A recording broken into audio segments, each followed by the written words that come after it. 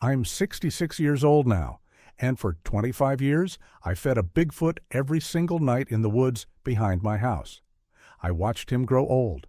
I learned his habits, his moods, the way he tilted his head when he was confused.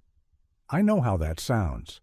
I know what you're thinking, but I held his hand when he died, and I'm the reason the world finally knows these creatures are real. This is the story of how a lonely woman in the Oregon wilderness became the only human a Bigfoot ever trusted, and why the thing he brought me one night still haunts my dreams. August 1984. I was 41 years old and living alone on 47 acres of forest land outside Sisters, Oregon. My husband had died 3 years earlier, heart attack, too young. Our kids were grown and scattered across the country, busy with their own lives. I didn't blame them. I'd chosen to stay in the cabin we'd built together, surrounded by ponderosa pines and Douglas firs, with the nearest neighbor a mile and a half down a dirt road that turned to mud every winter. I worked from home as a medical transcriptionist. The work was steady, isolating, and exactly what I needed. I'd wake up, make coffee, transcribe doctor's notes until my fingers cramped, take walks in the woods, and go to bed. Month after month, the same routine. Safe, predictable. Maybe that's why I didn't run when I found him. It was a Tuesday night. I remember because I'd driven into town that morning for groceries and my weekly trip to the library. I'd checked out 3 mystery novels and a biography of Eleanor Roosevelt. After dinner, around 8 o'clock, I took the kitchen scraps out to the compost pile behind the old barn. We'd never finished that barn. It was just a skeleton of a structure with a roof and 3 walls, filled with rusting equipment and firewood. I had a flashlight, but I barely needed it. August in Oregon, the twilight lasts forever. Everything was purple and gold. That's when I heard it, a sound I can only describe as a low, rumbling moan, not aggressive, almost questioning. It came from inside the barn. My first thought was bear. We had black bears in the area, and every local knew you didn't corner a bear in an enclosed space. I should have walked back to the house, called the sheriff, let them handle it. But I didn't. I moved closer. My heart was hammering. I could hear my pulse in my ears. I pointed the flashlight through the gaps in the barn's wall slats, and I saw him. He was crouched in the far corner, partially hidden behind a stack of firewood. 8 feet tall, easily, maybe more. His body was covered in dark brown hair, matted and dirty. His face was flat, broad, with a pronounced brow ridge and eyes that caught the light like an animal's. But there was something in those eyes, something aware, something intelligent. He wasn't looking at me with the blank stare of a wild animal. He was studying me, calculating, afraid. We stayed like that for maybe 30 seconds. Neither of us moved. Then I saw his leg. His right leg was extended awkwardly, and even in the dim light, I could see the swelling around his ankle. Dark blood matted the fur. He'd been injured. Jesus, I whispered. He flinched at my voice but didn't flee. Couldn't flee, I realized. He was trapped by his injury and his fear. I should have been terrified.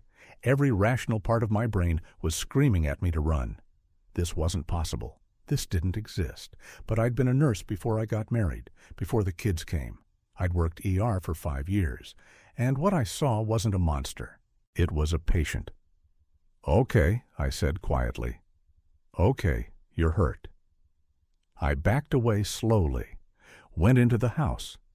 My hands were shaking so badly I could barely open the refrigerator. I grabbed leftover roast chicken, some apples, a jug of water, threw it all in a plastic bucket.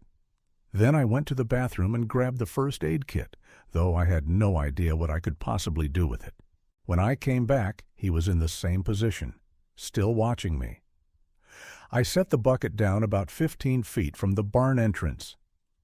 "Food," I said. "Water. I'm going to leave it here." Then I walked back to the house, locked the door, sat at the kitchen table until my hands stopped shaking. I didn't sleep that night. At dawn, I went back outside. The bucket was empty, completely empty. Even the water was gone. He was gone too.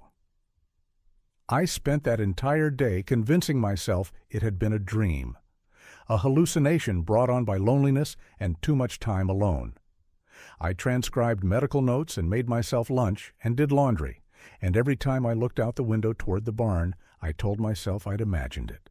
But that night, I made extra dinner, grilled 2 steaks instead of 1, boiled extra corn, made a full pot of rice, and just before sunset, I carried a plate of food out to the barn.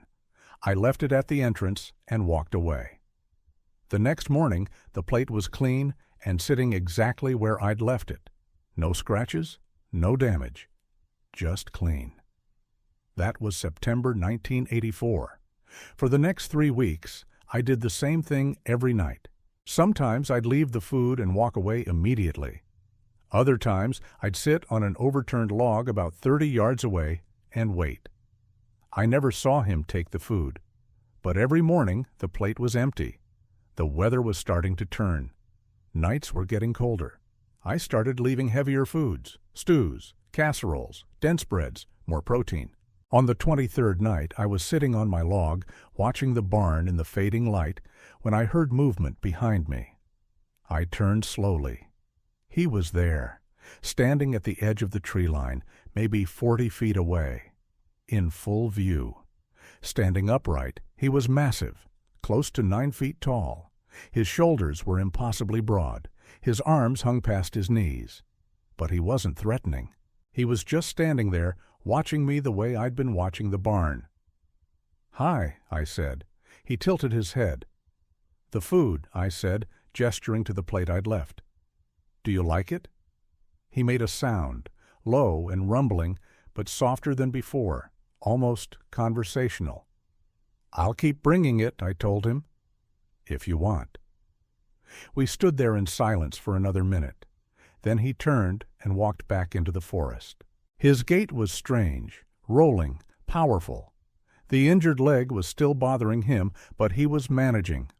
I realized I was crying. By October, he was coming every night. Same time, just after sunset. I'd leave the food at the barn entrance, and he'd emerge from the woods to take it while I watched from my porch. He never came closer than 30 feet to the house. I never approached him. We had a system. I started thinking of him as him rather than it. I don't know if that's scientifically accurate. I never saw any clear evidence of gender, but something about his bearing, his size, his protective stance felt masculine to me.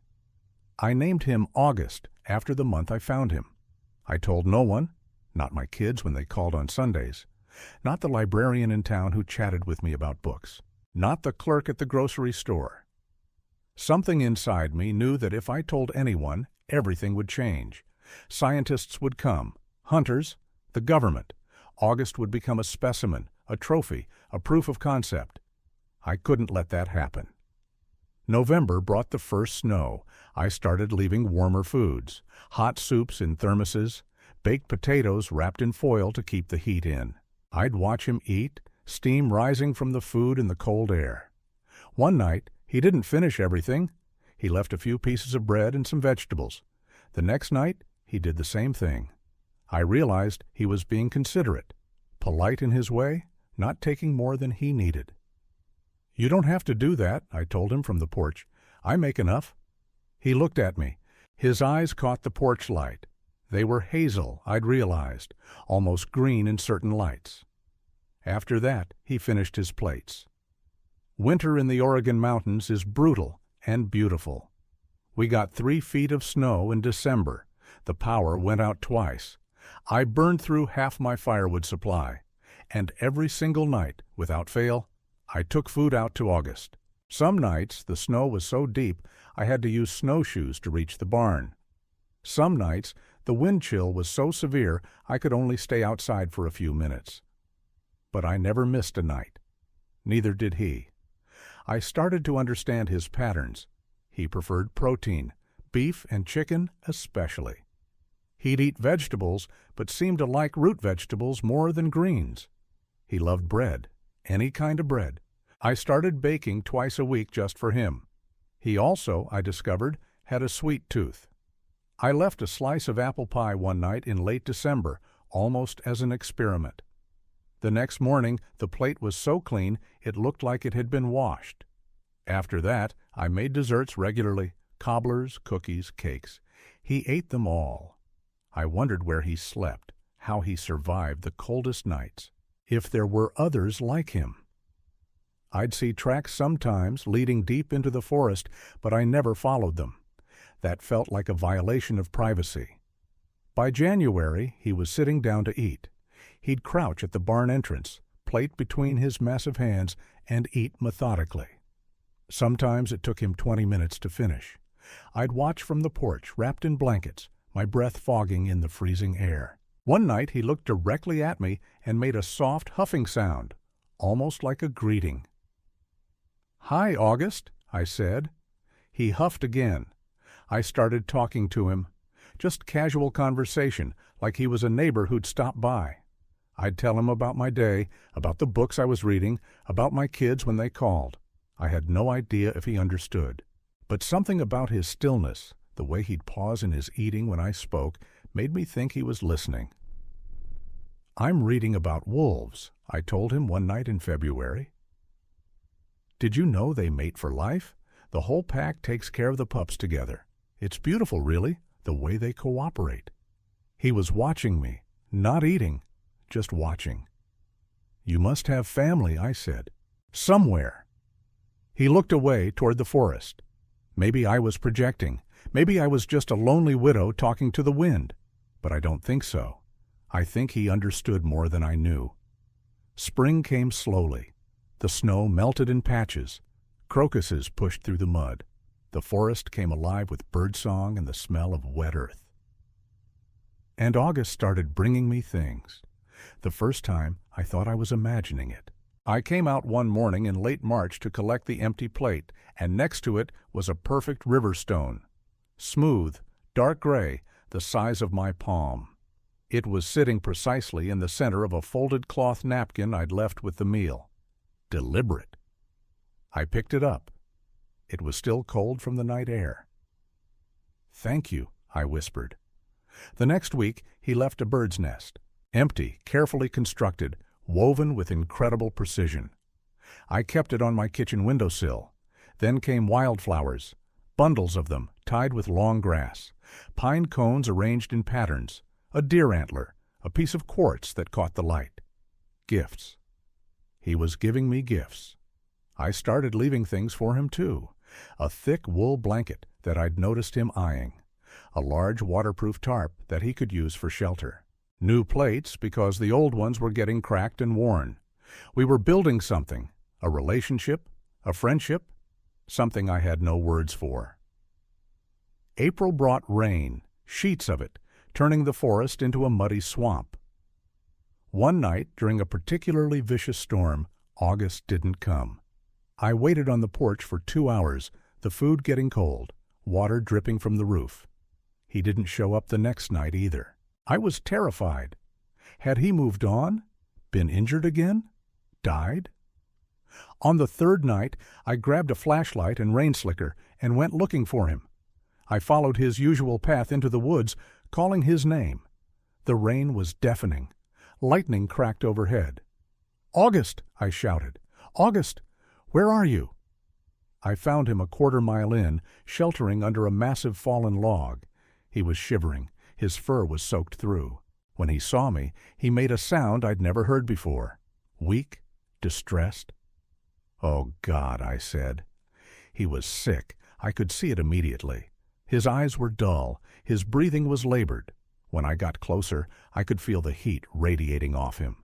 Fever. "Come on," I said. "Come with me." He didn't move. I went back to the house, grabbed every blanket I owned, a tarp, a propane heater, and a medical kit. I hauled it all back through the rain and set up a makeshift shelter next to the log. The propane heater was a risk. If someone saw the light, they'd come investigating. But I couldn't leave him in the cold. I wrapped him in blankets as best I could. His skin under the fur was burning up. I had antibiotics. Old ones from when I'd had bronchitis the year before. I had no idea if they'd work, if the dosage was right, if I was about to kill him. but I crushed the pills, mixed them with honey, and held the spoon to his lips. "Please," I whispered, "please take it." He opened his mouth, swallowed. I stayed there all night, in the rain, checking his temperature every hour with my hand against his forehead, giving him water, talking to him constantly, telling him he had to fight, he had to survive. By dawn, the fever had broken. He looked at me with clearer eyes, made a soft sound. Then he reached out one massive hand and touched my shoulder. Gentle, so gentle it barely registered. "You're welcome," I said. After that night, everything changed. August started spending more time near the house, not inside, never inside, but close. He'd sit at the tree line during the day, watching me work in the garden. He'd be there in the evenings when I sat on the porch with my coffee. A silent presence, a guardian. I felt safer than I had in years. By 1986, we'd developed elaborate communication. He'd gesture with his hands, point to things he wanted, shake his head no or nod yes to questions. I started using picture cards, the kind used for children learning to read. Apple, water, cold, hurt, happy. He learned them all. "Happy?" I'd ask, holding up the card. He'd nod, tap the card, then tap his chest. He was happy. I was happy too. For the first time since my husband died, I wasn't alone. My kids called regularly. My daughter Lisa asked why I sounded different. "You seem lighter, Mom," she said. "I've been gardening more," I lied. "Getting outside. It's good for me." I hated lying to them, but what was I supposed to say? I've befriended a Bigfoot who eats my cooking and leaves me flowers? They'd have me committed. That summer, I had my first close call. The county road crew came to repair the dirt road leading to my property. They worked for 3 days, grading and laying new gravel. On the second day, one of the workers walked up to the house asking to use the phone. His truck had broken down. "Of course," I said, letting him inside. While he made his call, I saw August through the kitchen window. He was at the edge of the clearing, partially hidden behind a tree. Watching? The worker hung up. "Beautiful property you got here, ma'am. You ever have trouble with animals? Bears and such?" "Sometimes," I said carefully. "Mostly they keep to themselves." "We found some tracks out by the road," he said. "Biggest damn footprints I've ever seen. Had to be 12, 14 inches long. My buddy thinks it's a hoax, but they looked real to me." My blood ran cold. "Probably just someone playing around," I said. "Kids do that sometimes."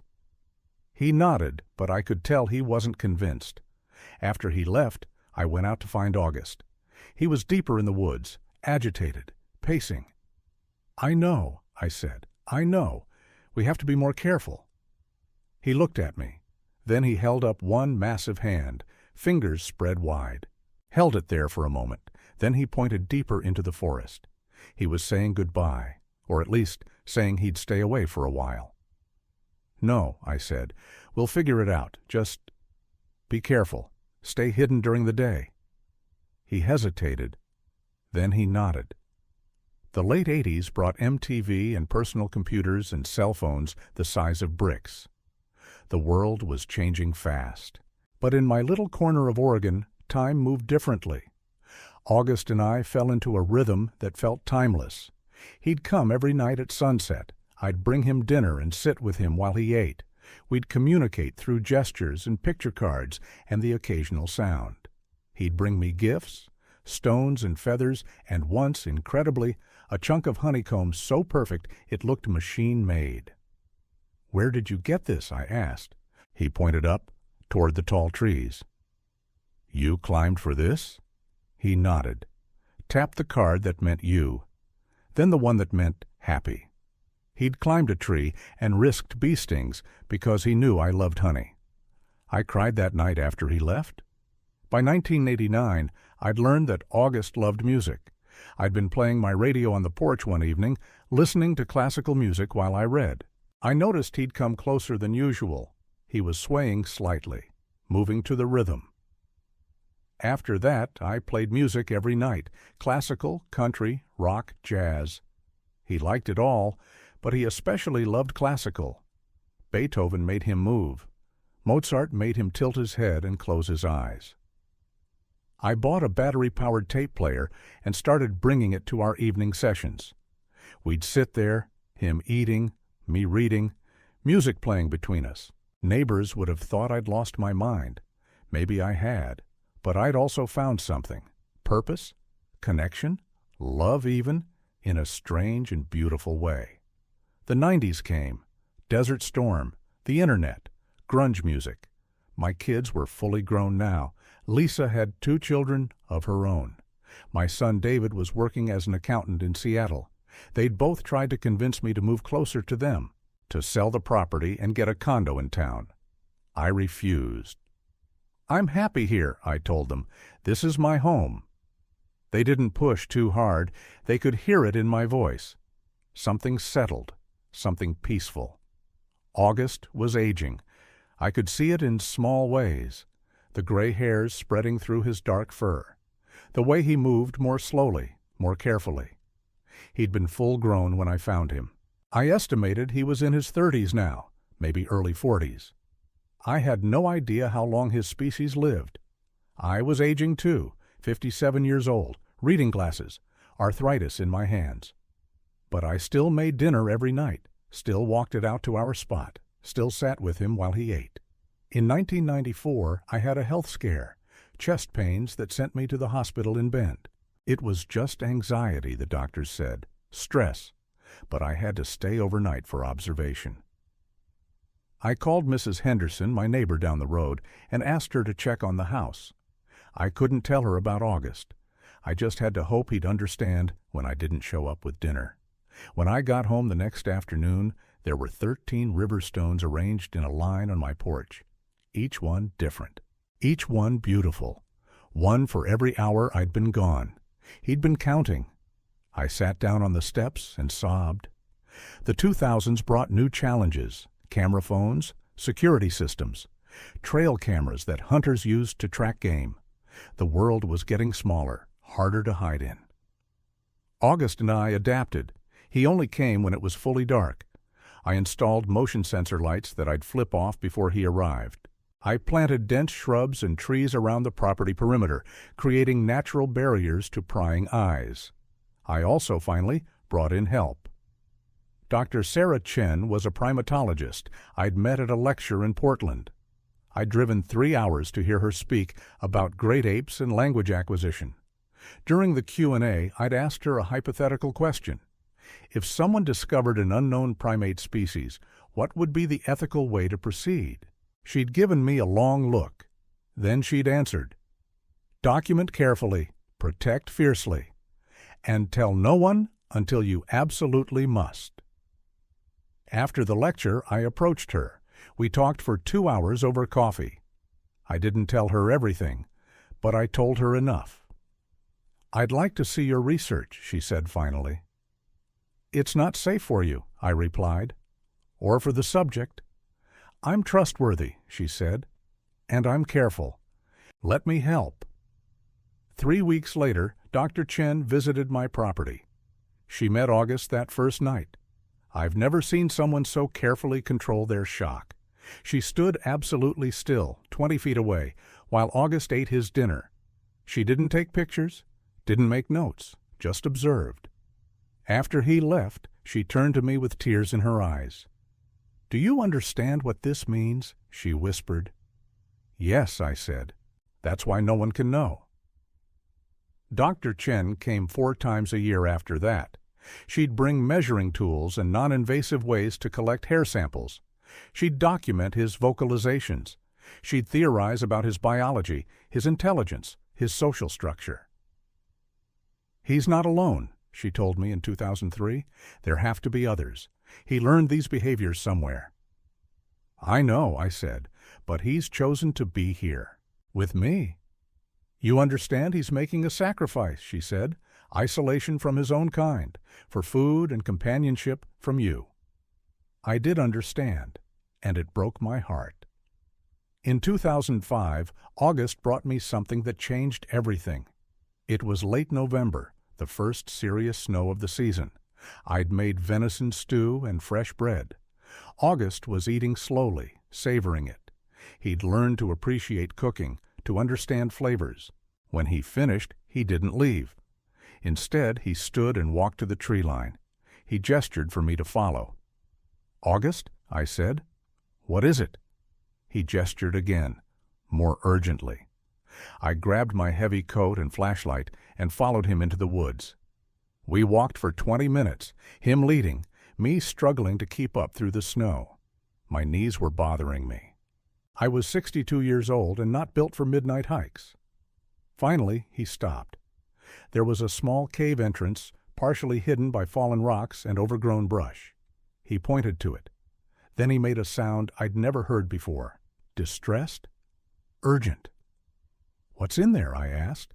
He gestured for me to look. I approached carefully, shined my flashlight inside. At first, I thought it was a pile of fur. Then I saw the face. Another one, smaller than August. Female, I thought, though I couldn't be certain. She was curled in the back of the cave, not moving. Dead, I realized. She'd been dead for a while. But next to her, wrapped in what looked like moss and leaves, was something small, something moving. A baby. "Oh my God," I whispered. The infant was tiny, maybe 3 months old, maybe less. It was covered in fine, dark hair. Its face was scrunched and red. It was making weak mewling sounds. Starving. I looked at August. He was standing at the cave entrance, his whole body language screaming distress. "You want me to take it?" I said. He nodded. "August? I don't know how. I don't know what it needs. I could kill it." He made a sound, almost pleading. The baby mewled again, weaker this time. I reached in and carefully lifted it. It was surprisingly light. It opened its eyes and looked at me. The eyes were blue, unfocused, infant eyes. "Okay," I said. "Okay, we'll try." The next 3 months were the hardest of my life. The infant, who I named Hope because I needed to believe she'd survive, required round-the-clock care. I fed her formula from bottles, kept her warm with heating pads and blankets, monitored her temperature obsessively. I called Dr. Chen. She drove to my house that night. "This is impossible," she said, staring at Hope. "This shouldn't work. You shouldn't be able to raise her." "Well, I am," I said. "So help me." Dr. Chen brought medical equipment, scales, thermometers, nutritional supplements. We tested different formulas, tracked her weight gain, documented everything. August came every night. He'd sit on the porch while I held Hope, watching us both. Sometimes I'd bring her outside, bundled in blankets, so he could see her. He'd reach out one massive finger and touch her tiny hand. The connection between them was immediate and profound. Family. By March, Hope was thriving. She'd gained weight. Her grip was strong. She'd started making more sounds, experimenting with her voice. "She can't stay here forever," Dr. Chen said. "When she gets bigger, someone will notice." "I know," I said, but I didn't want to think about it. August had brought me his daughter, his only child as far as I knew. He'd trusted me with the most precious thing in his world. I couldn't fail him. Hope stayed with me for 14 months. She learned to crawl, then to walk on all fours. She was incredibly strong, even as an infant. Smart, too. She'd watch everything I did with intense focus. She learned to eat solid foods, mashed fruits and vegetables at first, then meats and grains. I kept her hidden. When my kids called, I'd take the phone to a room where Hope wasn't. When the mailman came, I'd meet him at the road. My house became a fortress, but I couldn't keep her forever. By the time she was walking confidently, by the time she was eating on her own, it was clear she needed more than I could provide. She needed August. She needed to learn what she was, who her people were. In June 2007, August took her back. I cried for 3 days straight, but every night August brought her to visit. She'd play in the yard while he ate dinner. She'd bring me rocks and sticks the way any toddler would bring gifts to someone they loved. I'd read her picture books, sing her songs. I watched her grow. First steps, first words, in her own language. First attempts at independence. By 2009, she was too big and too active to visit safely. August came alone again. But sometimes, in the distance, I'd hear her voice, calling to him, and I'd know she was okay. The 2010s brought drones and smartphones with HD cameras and social media, where every sighting, every blurry photo, went viral instantly. The world wasn't safe for secrets anymore. August started coming later, midnight instead of sunset. We'd sit in complete darkness, me using a red-filtered flashlight so as not to attract attention. In 2014, there was a wildfire, the Crane Fire. It burned 43,000 acres, came within a mile of my property. I was evacuated for 5 days. When I came back, the barn was gone, burned to the foundation. Half my trees were charred stumps. I was terrified August had died in the fire. That first night home, I put food out anyway. Left it at what had been the barn entrance. Sat on my porch in the smoke-filled darkness. He came, singed, exhausted, but alive. I ran to him, actually ran. Threw my arms around him as much as I could. He was too big to hug properly. But he understood. He wrapped one arm around me, gentle, careful not to crush me. We'd both survived. August's health began declining in 2016. He was slower, his breathing was labored. Some nights he'd come and barely eat, just sit with me. Dr. Chen examined him as much as he'd allow. "His heart," she said quietly. "I can hear it. The rhythm's irregular." "Can we help him?" I asked. "I don't know," she said. "I don't know his biology well enough." I started making softer foods, soups, stews, things that were easy to digest. I'd sit with him for hours, sometimes holding his hand, sometimes just talking. "You gave me a life," I told him one night in December. "I was so alone, and you trusted me. You trusted me with your daughter. I'll never understand why. But thank you." He touched my face. His hand was rough and warm. By 2018, he could barely walk. I'd meet him halfway between the house and the tree line. I brought a chair, cushions, made him as comfortable as possible. Dr. Chen brought pain medication. We calculated dosages based on his estimated weight. We did what we could. "Does he know?" I asked her. "Does he know he's dying?" "Yes," she said. "I think he does." That winter was gentle, unseasonably warm. August came every night until the first week of March. On March 7th, 2019, he didn't come. I found him at dawn. He'd made it to our meeting spot. He was lying on his side, covered with the blanket I'd given him years ago. His eyes were closed. I held his hand. It was still warm. "Thank you," I whispered. "Thank you for everything." He took one more breath, then nothing. I sat with him until Dr. Chen arrived. We documented what we could, took samples, measurements, photographs. Then we buried him, on my property, in a spot where the sun came through the trees just right. I planted a tree over his grave, a ponderosa pine. It's growing well. I'm 66 years old now. For 6 months after August died, I debated what to do. Dr. Chen had decades of documentation, video footage, genetic samples, irrefutable proof. We could change the world, or we could keep the secret, protect whatever others were out there. In September 2019, we went public, published our findings in every major scientific journal that would have us.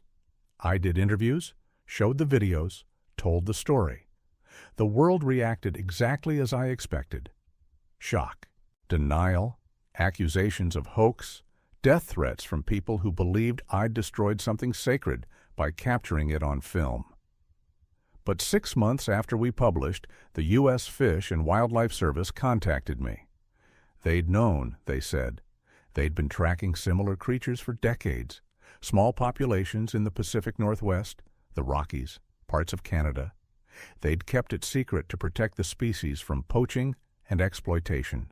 Our documentation gave them the cover they needed to establish protected zones, to begin conservation efforts in earnest. August's death gave his species a chance at survival. In June 2020, during the pandemic lockdowns, Hope came back. She was 13 years old, fully grown, beautiful. She brought her own infant, swaddled in moss. We sat together on my porch, 6 feet apart per COVID protocols, and I fed them both. Hope remembered me. She made sounds I recognized, touched my shoulder the way her father had. She visits every few months now, always at night, always careful. But she visits. A reporter asked me last year, "Do you regret it? The secrecy? The isolation? 25 years of your life dedicated to a creature the world said didn't exist?" I thought about it, really thought about it. "No," I said. "I don't regret a single day. August was my friend, my family. He trusted me with his life, with his daughter's life. People spend their whole lives searching for that kind of connection, that kind of trust. I was lucky enough to find it in the most unexpected place." "What would you say to him now," she asked, "if he could hear you?" I looked out at the forest, at the trees, at the space where August used to sit. "I'd say thank you," I told her. "Thank you for choosing me. Thank you for trusting me. Thank you for showing me that the world is bigger and more magical than we ever let ourselves believe." And I'd tell him I'm sorry. Sorry I couldn't save him. Sorry the world learned his secret. But mostly, I'd tell him I love him, that I still do, that I always will. The interviewer was crying. So was I. I'm 66 years old now. For 25 years, I fed a Bigfoot every night. I protected him, raised his daughter, kept his secret until I couldn't anymore. The thing he brought me that terrified me most wasn't that infant wrapped in moss, though that was terrifying in its own way. The thing that still haunts me, the thing that wakes me at 3 a.m., is the weight of responsibility he gave me. The trust? He could have left, could have taken his chances anywhere else in 1,000 square miles of wilderness. But he stayed, because of me, because I offered him something he couldn't find anywhere else: safety, companionship, love. And when he was dying, when he knew his time was done, he made sure to say goodbye. He came to our spot one last time, laid down where I'd see him. Let me be there at the end. That's the terrifying thing. Not the impossible creature, not the secret that could have destroyed my life if it came out wrong. It's the fact that I mattered to him, that I was loved by something that shouldn't exist, that I was trusted by something the whole world said was a myth. And I'd do it all again, every night, every sacrifice, every moment.